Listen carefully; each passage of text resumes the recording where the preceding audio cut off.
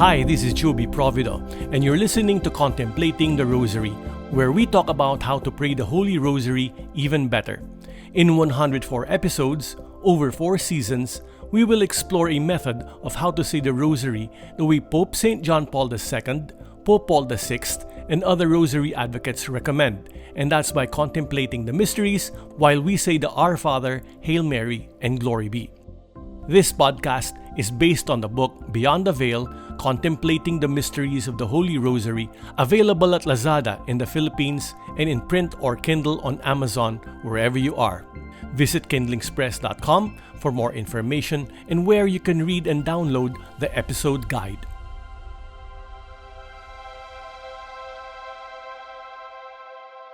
This is episode 102 of the series, the 24th episode of season 2, and it's nice to have you back here listening in on how we can pray the Rosary the contemplative way. Today we'll explore the 5th glorious mystery, the coronation of Mary as Queen. In this episode, we'll explore how John's book of Revelation points to Mary as Queen. In a past episode, we spoke of the Ark of the Covenant as a prefiguration of Mary. In the book of Revelation, we are told by the author that he sees a vision of the ark in heaven. This time, however, the ark is not a gold box, but a woman. The woman is clothed with the sun, the moon at her feet, and is crowned with 12 stars. Mary is this woman, and she has a crown. She is royalty. In the Litany of Mary, we confess she is queen of many people, queen of angels, patriarchs, prophets, apostles, martyrs, confessors, virgins. She's queen of all saints. She is the queen conceived without original sin, queen assumed into heaven, and queen of the Holy Rosary, of families and of peace. When Mary was assumed into heaven, she was crowned as this queen. Nowadays, when a king or queen is crowned, we can watch this on streaming services. If we think about it, coronations take weeks, sometimes months to plan. The venue is cleaned, dressed up, spruced up with flowers and decorations. The clothes of the one being crowned are meticulously prepared, and also those of the special guests. The ones involved in the coronation itself probably rehearse the process many times before the actual crowning. The streets leading to the coronation venue are made immaculate, even to the point of fixing potholes and unsightly blemishes. The script is painstakingly written and checked several times by many editors. The celebration meal is planned, prepared, and several hundreds of skilled people get involved in just the food alone. In short, a coronation is a special event, and everything must be perfect. When we imagine the coronation of Mary, it must have been so meticulously prepared by God Himself. From all of eternity, the Son knew His mother would be the Queen of Heaven, and from all eternity, He could have planned her coronation. We can only wonder what that entailed. But how can we not imagine choirs of angels singing praises to God for bringing into creation a great woman such as Mary? We must imagine how beautiful Mary's coronation was.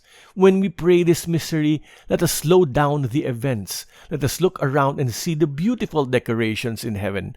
The souls of the saints there filled with joy. They are the flowers of the heavenly garden, and Mary is the mystical rose. For isn't the rose the queen of flowers?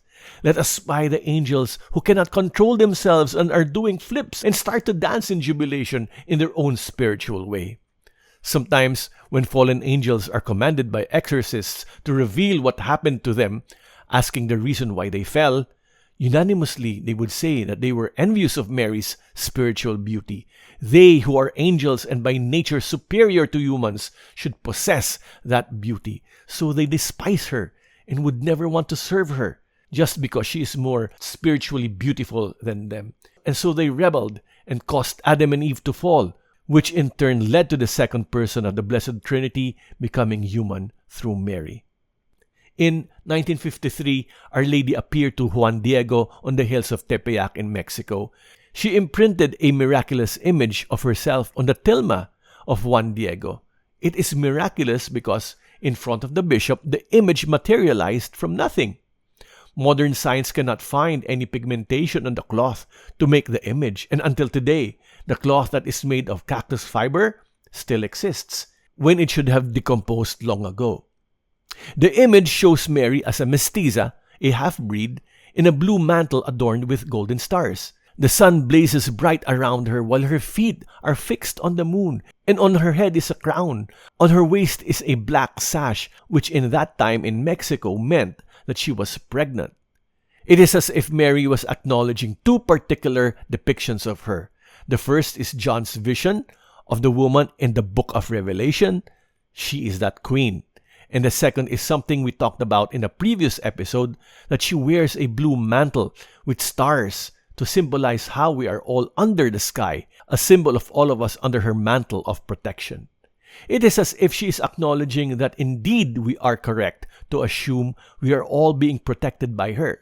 And if that were not enough, she actually tells Juan Diego, quote, "Am I not here who am your mother? Are you not under my shadow and protection? Am I not your fountain of life? Are you not in the folds of my mantle, in the crossing of my arms? Is there anything else you need?" End quote.